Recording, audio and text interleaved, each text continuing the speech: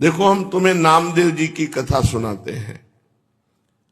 जन्मांतर में नामदेव जी ने बहुत भजन किया था पूर्व में, तो बाल्यावस्था से भगवान के नाम में और रूप में बड़ी आसक्ति थी नामदेव जी की, स्वाभाविक। नामदेव जी का नाम पर अटल विश्वास था। बाल्यकाल से ही सर्वदा वो विठ्ठल विठ्ठल विठ्ठल, जय राम कृष्ण हरि, जय राम कृष्ण हरि, ऐसा जपते रहते थे नामदेव जी। उनकी जिह्वा निरंतर राम कृष्ण हरि विठ्ठला विठ्ठला विठ्ठला। बाल्यावस्था में उनके सरल विश्वास और व्याकुलता पूर्वक आवाहन से ठाकुर जी मूर्ति में नहीं टिक पाए, साक्षात प्रकट हो गए। एक बार ये अपने नाना जी के पास रहते थे। इनका प्रादुर्भाव भी किसी पुरुष से नहीं हुआ, माता का गर्भ रहा और आप प्रकट हो गए। पूर्व जन्म के कोई बहुत बड़े भजनानंदी महापुरुष थे। इनकी माता जी बाल्यकाल में अपने पिता से अर्थात नामदेव जी के नाना से पूछा कि मेरा पति कौन है, तो उन्होंने ठाकुर जी को बताया, ये ठाकुर जी आपके पति है। तो बाल्यावस्था से उन्होंने दृढ़ निश्चय करके वैसे ही व्यवहार जैसे एक नवकिशोर पुरुष से किया जाता है, वैसे ही ठाकुर जी पर दृष्टि रखना, और वो दृष्टि माधुर्य भाव से रखना, श्रृंगार भाव से, कांता भाव, प्रभु मेरे पति हैं। जब ये नवयुवती हुई तब इन्होंने प्रभु से कहा कि मेरी मांग है कि मेरे संतान हो अब आपसे, जब आप हमारे पति हो तो आप हमारे संतान प्रदान करें। तो अनंत ब्रह्मांड जिनके संकल्प से प्रकट हुए, उन्हीं भगवान के संकल्प से नामदेव जी महाराज गर्भ में आ गए। अब जब गर्भ बढ़ने लगा तो आपस में लोगों की चर्चा होने लगी, देखो सयानी लड़की का ब्याह न हो करने से यही दुर्गति होती है। ये चर्चा नामदेव जी के नाना के कान में पड़ी। अभी नामदेव जी गर्भ में ही थे। उन्होंने बेटी को बुलाया और कहा, ऐसा तुम कभी नहीं सोच सकते थे कि हम इतने महाभागवत ठाकुर जी की सेवा परायण, बच्चापन से तुम्हें धर्म की शिक्षा दी, तुम गर्भ कैसे धारण कर लिए, कौन है तुम्हारा पति? तो उनका, पिताजी आप नाराज मत होइए, जिनको आपने पति बनाया कि ये तुम्हारे पति हैं, उनके सिवा आज तक मैंने किसी को देखा नहीं, किसी को छुआ नहीं। ये गर्भ मैं भगवान को साक्षी करके कहती हूं कि भगवान का ही है, इन्हीं का दिया हुआ है। बड़े प्रसन्न हुए, बोले अब मुझे किसी की परवाह नहीं कि कौन क्या करता है। तब नामदेव जी प्रकट हुए। ये बचपन से ही विठ्ठला विठ्ठला विठ्ठला। अब नामदेव जी जैसे जैसे होश में आने लगे तो नाना जी को सेवा करते देखते ठाकुर जी की, श्याम सुंदर की। उनके भी मन में आता, छोटे बच्चे थे, नाना जी मैं भोग लगाऊं, नाना जी मैं ठाकुर जी को स्नान कराऊं। तो उन्होंने कहा, जब हम किसी कार्य से बाहर जाएंगे तब तुम्हें सेवा दे देंगे, अभी तुम बहुत छोटे हो। थोड़ी देर में फिर आते, नाना जी देखो मैं बड़ा हो गया। बोले एक दिन में थोड़ी बड़ा हो जाता है, अभी थोड़ा और समय लगे। दूसरे दिन फिर, अब नाना जी बड़ा हो गया। बोले ठीक है, तुम सेवा के लायक बड़े हो गए हो, लेकिन जब हम जाएंगे कहीं तब। तीसरे दिन, नाना जी आप कब जा रहे हैं, कहीं तो जाइए आप। तो उनको ठाकुर सेवा के निमित्त से कुछ सामान लाने के लिए जाना था। तो कहा, देखो बच्चापन मत करना, हमारे ठाकुर जी भूखे ना रह जाएं, उनको दूध पिलाओ, भोग सामग्री। बहुत प्यार से ठाकुर सेवा की जाती है। अरे भोग रख दिया, पर्दा लगा दिया, ऐसे नहीं हमारे यहां किया जाता। पर्दा भी लगा दिया तो पर्दा के अंदर आप बैठो, एक हाथ में पंखा हो और एक हाथ से ऐसे पवाते जा रहे हो। लाड़िले हैं, राजकुमार हैं, हमारे प्राण प्यारे हैं, अपने यहां ऐसे ही भोग लगाते हैं राधा पी जी को। एक लोग बैठो, पद सुनाओ, दूसरा पवाओ। उनको ऐसे गान बजान के से दुलार करके पाओ। कोई भूखे थोड़ी है, तुम्हारे भाव के भूखे। 45 मिनट भोग लगता है कम से कम, ऐसे पवाया जाता है। अब नाना जी गए, बहुत नाच पड़े कि आज मुझे ठाकुर सेवा मिली है।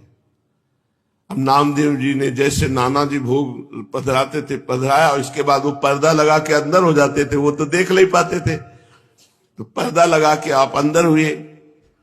अब भोग सामग्री में जैसे जल फेरा के जल रखना, भोग लगाना, नाना जी ने कहा भूखे न रह जाएं, अगर ये भूखे रह गए और नाना जी से बता दिया तो कभी सेवा नहीं मिलेगी। नामदेव जी ने कहा ठाकुर जी पालो।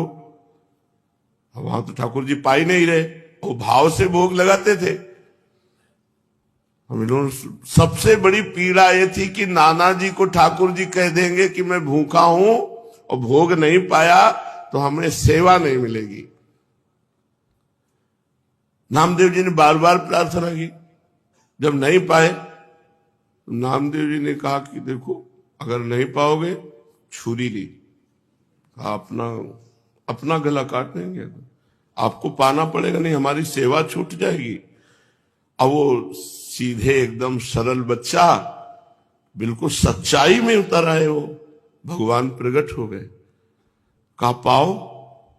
बोले हम रोज वैसे ही पाते थे जैसे तुम पर्दा लगा दिया, हम ऐसे भाव से पा लेते थे, तुम तो जबरदस्ती कर। बोले नहीं, पूरी थाल का पाओ।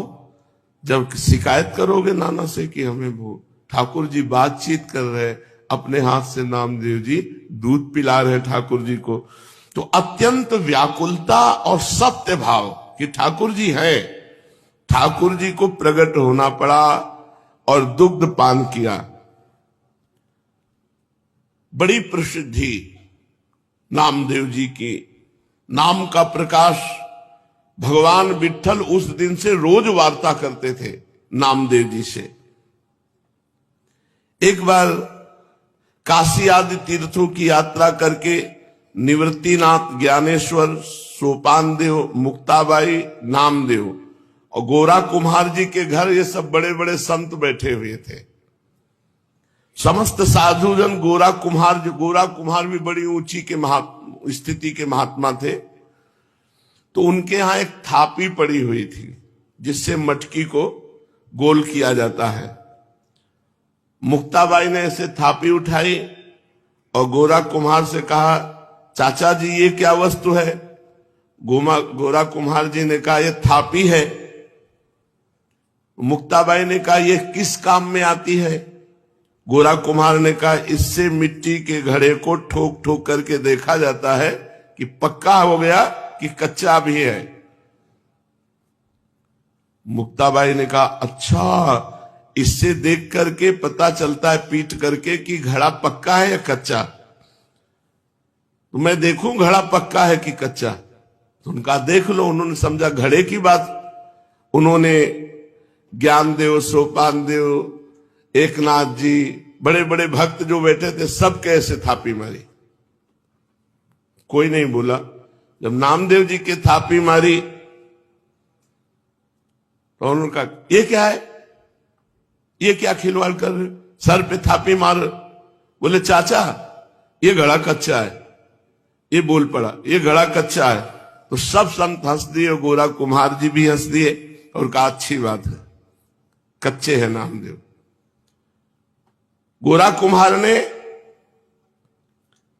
जब कहा कि हां कच्चा, तो नामदेव जी को बड़ा सकुच लगा, एक अपमान जैसा प्रतीत हुआ और वे क्रुद्ध हो गए। उन्होंने कहा दोबारा थापी हमारे माथे पे मत मार देना। और सब लोगों ने हमें कच्चा क्यों कहा? यह अन्यायपूर्ण क्रिया साधु हो करके ऐसा थोड़ी किया जाता है, नामदेव जी ने कहा।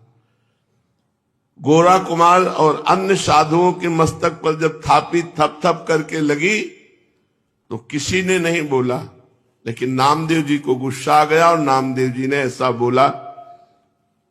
गोरा कुम्हार जी ने कहा यह कच्चा घड़ा पक्का है, मतलब इसमें संशय नहीं है, नामदेव जी कच्चे साधु हैं।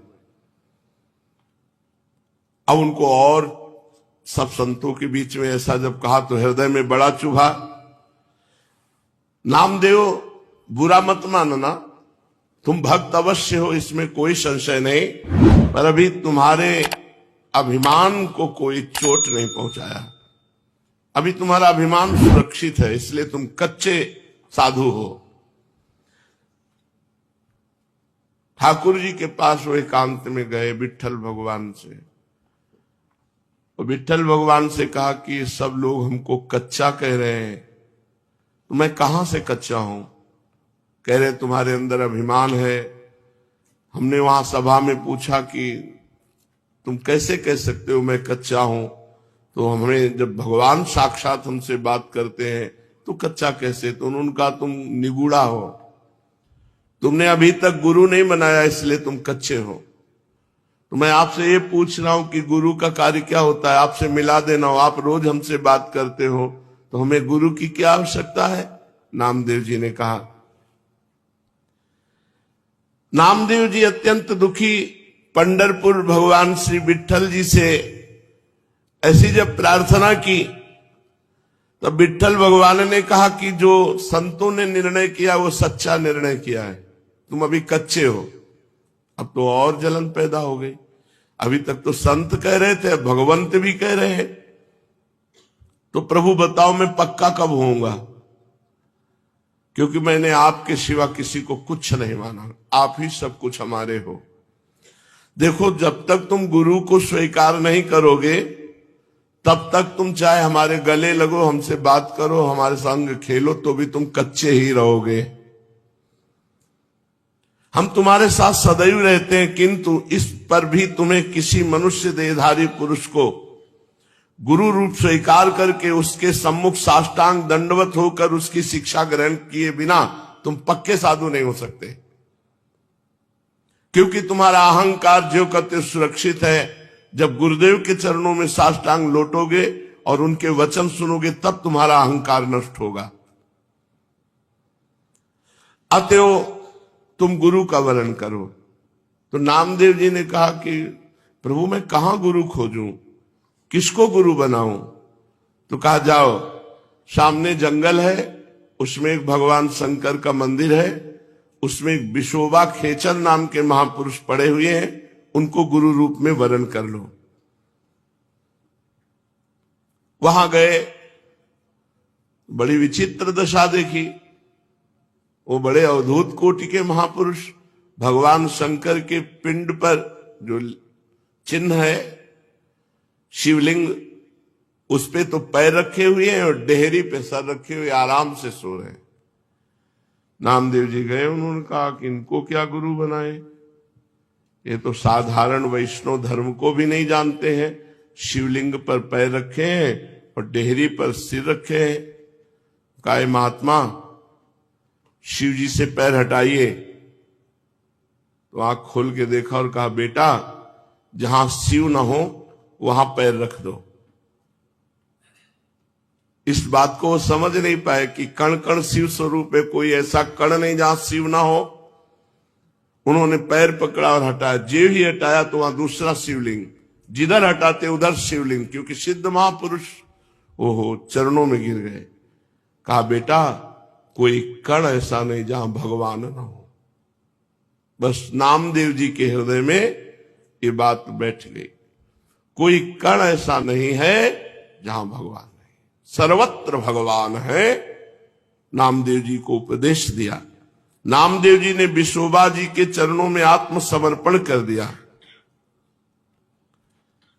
नामदेव जी विट्ठल भगवान को केवल मंदिर में ही मानते थे। एक दिन एक कुत्ता वो ठाकुर जी के लिए भोग बना रहे थे, रोटी बना के ऐसे रखी, घी गरम कर रहे थे, वो रोटी लेके भागा। गुरुदेव की बात याद आई, कोई कण ऐसा नहीं जहां श्री भगवान न हो। तो कुत्ते में भी भगवान है। कटोरा घी का लेके पीछे भागे चले जा रहे, प्रभु रूखी मत खाओ, घी चुपड़ा लो। नाथ अब हमसे छुप नहीं सकते, गुरुदेव की कृपा हो गई, आप ही हो। कुत्ते में भगवान को ढूंढ लिया। भगवान विट्ठल भगवान कुत्ते से प्रकट हो गए और कहा देखा गुरु कृपा देखी, मैं ही मुक्ताबाई के हृदय में बैठकर तुम्हारे थाप मार रहा था, तो तुमने मुक्ताबाई में मुझे न देखकर मंदिर में आके शिकायत की, और आज गुरु कृपा हो गई तो कुत्ते में तुमने मेरे को पा लिया, कुत्ते में मेरा साक्षात्कार कर लिया। तो गुरु कृपा विशिष्ट है, केवल ग्रंथ से देखकर मंत्र पढ़ने से